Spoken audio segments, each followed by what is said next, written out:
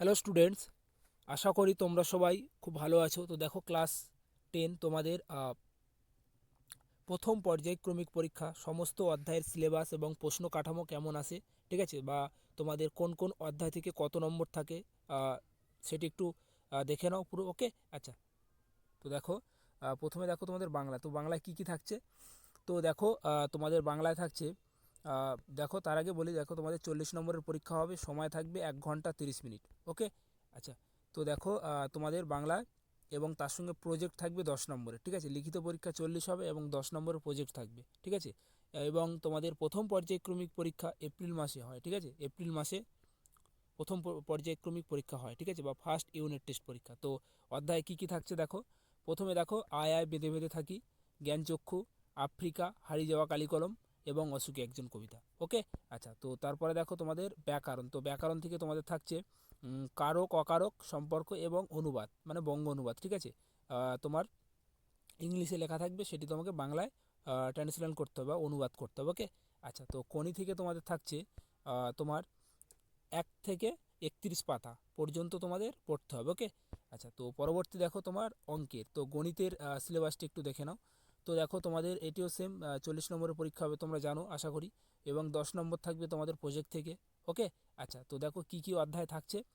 প্রথমে থাকছে তোমার এক চল এক এক চল এক চল বিশিষ্ট দ্বিঘাত সমীকরণ এবং সরল সুদ কষা, বৃত্ত বৃত্ত সম্পর্কিত উপপাদ্য, আয়তঘনক, অনুপাত, সমানুপাত, চক্রবৃদ্ধি সুদ ও সমাহারের বৃদ্ধি বা হ্রাস, এবং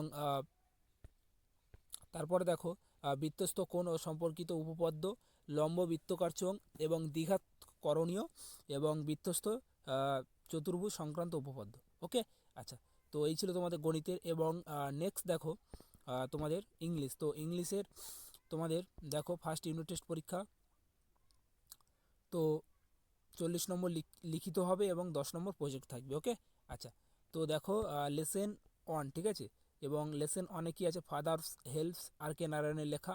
এবং তারপরে আছে তোমার ফাবেল কবিতা। ওকে, আচ্ছা। তো তারপরে তৃতীয় আছে দি প্যাসিভ ওয়ে অফ বাপু, ঠিক আছে, নয়নতারা সিগারের লেখা। ওকে, তো এই তিনটি তোমাদের প্রথম পর্যায়ক্রমিক পরীক্ষায় থাকছে। এবং তার সঙ্গে তোমাদের থাকবে কি?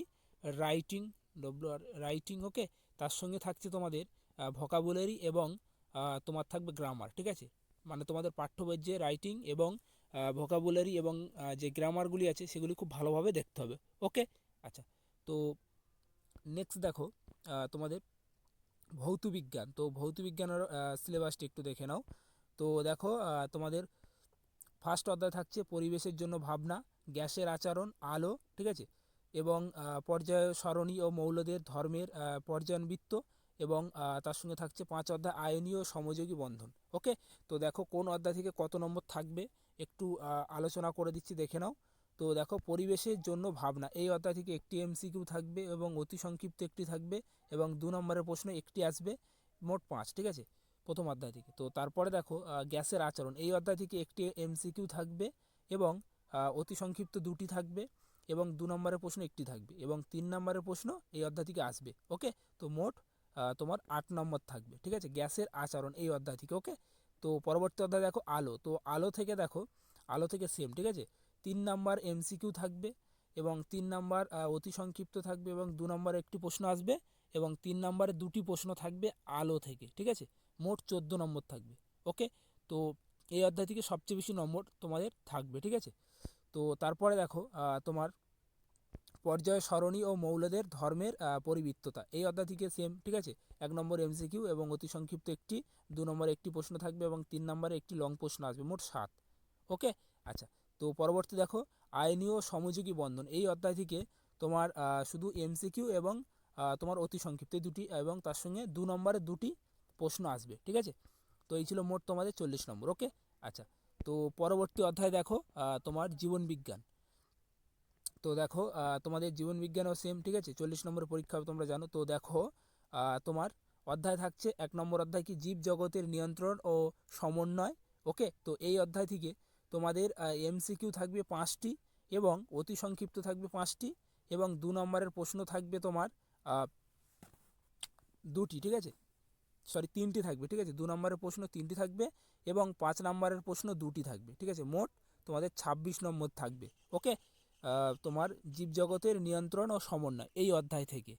এবং পরবর্তী অধ্যায় দেখো জীবনের প্রবাহমানতা, কোষ বিভাজন এবং কোষচক্র। তো এই অধ্যায় থেকে তোমাদের 3টি এমসিকিউ থাকবে এবং 4টি তোমাদের অতি সংক্ষিপ্ত প্রশ্ন থাকবে এবং তোমার 2 নম্বরের একটি প্রশ্ন থাকবে এবং 5 নম্বরের একটি প্রশ্ন থাকবে। ঠিক আছে, মোট 14 নম্বর থাকবে।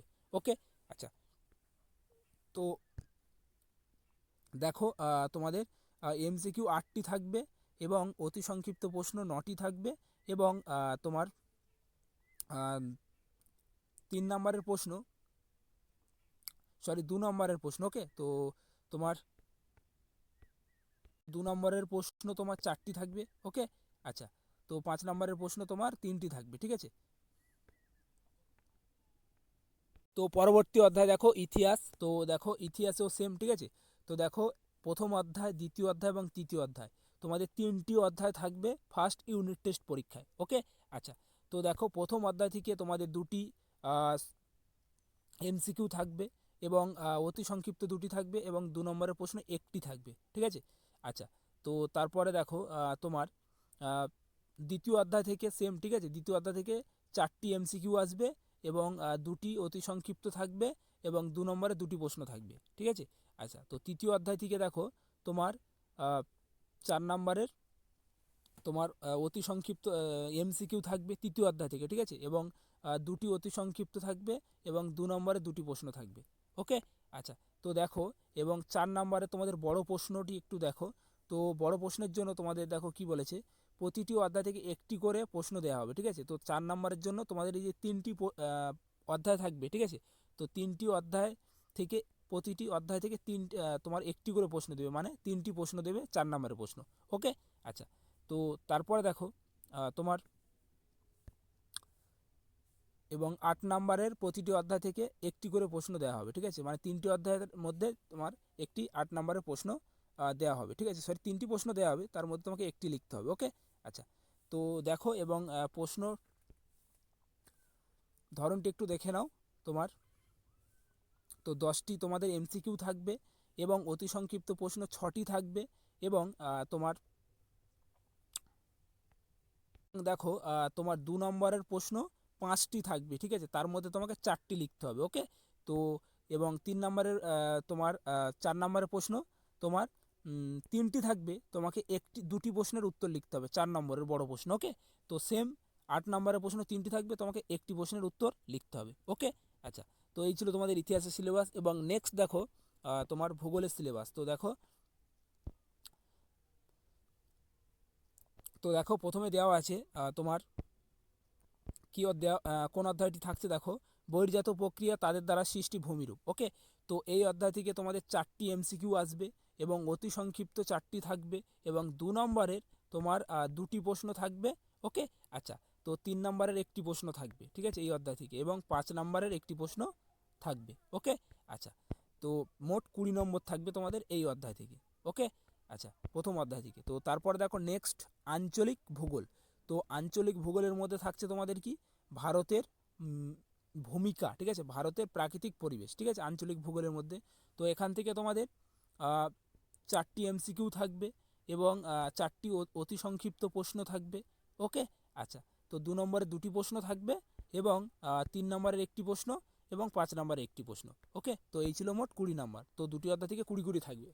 ওকে, 20 নম্বর থাকবে। ওকে, তো দেখো মোট নম্বর থাকছে তোমাদের 8 নম্বর এমসিকিউ থাকবে এবং 8 নম্বরের অতি সংক্ষিপ্ত এবং তোমার 2 নম্বরের প্রশ্ন তোমার 4টি থাকবে। ঠিক আছে, 4 দুগুণ 8 এবং 3 নম্বরের প্রশ্ন 2টি থাকবে। ঠিক আছে, 3 দুগুণ 6। ওকে, এবং 5 নম্বরের প্রশ্ন 2টি থাকবে, 5 দুগুণ 10। ওকে, তো তোমরা একটু খুব ভালোভাবে দেখে নাও। তো এই ছিল তোমাদের সম্পূর্ণ সিলেবাস এবং ভিডিওটি সম্পূর্ণ দেখার জন্য অসংখ্য ধন্যবাদ এবং তোমাদের খুব শীঘ্রই অধ্যায়ভিত্তিক সাজেশন দেওয়া হবে। ওকে।